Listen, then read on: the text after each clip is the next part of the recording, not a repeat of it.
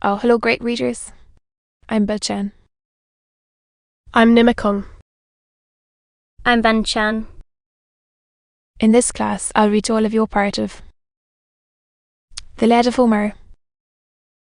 Ass. Ah. The Iliad of Homer. Theodore Buckley. Chap. 13, Sect 7. Lord of earth and skies, above the thought of man, supremely wise. If from that hand the fates of mortals flow, from whence this favourite and impious foe, a godless crew, abandoned and unjust, still breathing rapine, islands, and lost, the best of things, beyond their measure,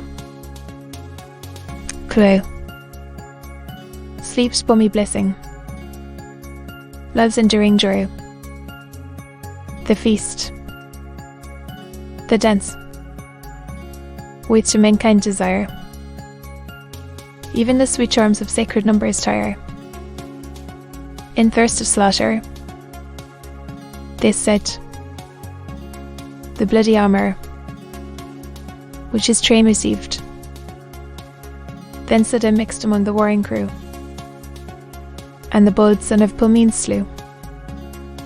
Harpalion had through to travelled far, following his martial father to the war. Through filial love he left his native shore. Never, I'll never to behold it more, against the target of the Spartan king. Thus of his lance disarmed, from death he flies, and turns around his apprehensive eyes. Then, through the hip trance piercing as he fled, the shaft of Maria mingled with the dead. Beneath the bone the glancing point descends, and the driving dawn, the swilling blood rends. Sunken his sad companion's arms he lay, and in short panting sobbed his soul away, while life's return gushed from out the wound, in slow precision bore from off the plain the pensive father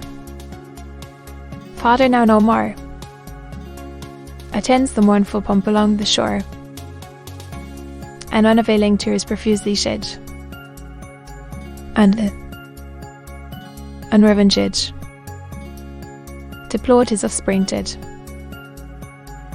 harassed from far the moving sight beheld, with bodies of and with fury swelled, his honoured host, a youth of matchless grace, and loved of all the Paphlagonian race.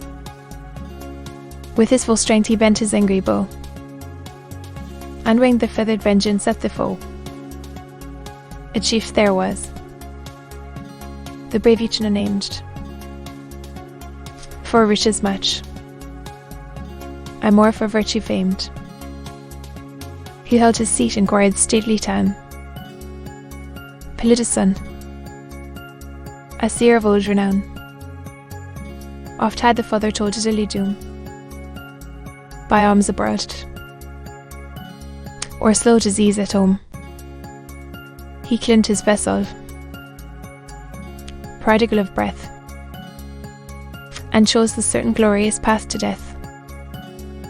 Beneath his ear the pointed arrow went, the soul came eschewing at the narrow vent. His limbs, unnerved, drop useless on the ground, and everlasting darkness shades him round. Nor knew great Hector how his legions yield.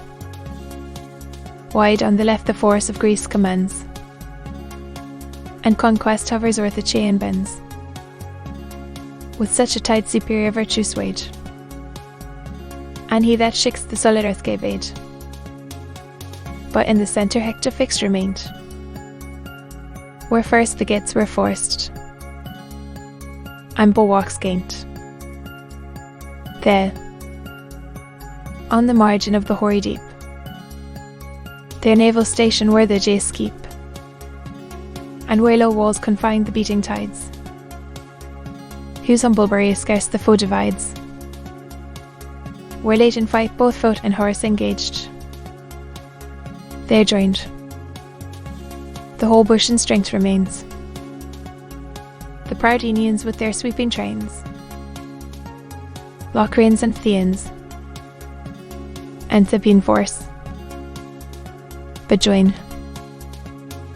repel not Hector's fiery course, the flower of Athens, Stygius, Phyges, that bias and great menace seize at their head, midst the strong the beam bends controlled, and Dracious prudent, and Amphin bold, the Theans, midden, famed for martial might, and brave Podarces, active in the fight. This drew from Phylacus' noble line, Iphiclus' son, and that Alois thine, young Ajax' brother, by a still an embrace. He dwelt far distant from his native place. These rule the Theans, and their arms employ, mixed with bushens, on the shores of Troy, now side by side, with like unworried care, each Ajax slubbered through the field of war, so when two lordly bulls, with equal toil, first the bright pleasure through the fallow soil, joined to one yoke, the stubborn earth they tear, and trace large furrows with the shining share, where their huge limbs the foam descends in snow, and streams of sweat down their star threads flow. A train of heroes followed through the field, who bore by turns great Ajax' sevenfold shield. Once he breathed, remissive of his might, tired with the incessant slaughters of the fight. No fellow in troops his brave associate grace, in close engagement and unpractised race. The Locrian squadrons nor the javelin wield, nor bear the helm, nor lift the moony shield, but sculled for far the flying shaft to wing, or while the sounding pebble from the sling. Dexterous with these they aim a certain wind, or fell the distant warrior to the ground. Thus in the van the Telamonian train, formed in bright arms, a pressing fight maintain. Far in the rear the Locrian archers lie, whose stones and arrows intercept the sky. The mingled tempest on the foes they pour, Troy's scattering orders open to the shore. Now had the Greeks eternal fame acquired, and the Gauldalians to their walls retired. But sage Polydamas, discreetly brave, addressed great Hector, and this counsel gave, though great in all, impartial audience to a faithful friend. To God's aim and thy matchless worth is known, and every art of glorious were thy own, but in cold thought and counsel to excel. How widely differs this from warring woe, content with what the boundless gods have given.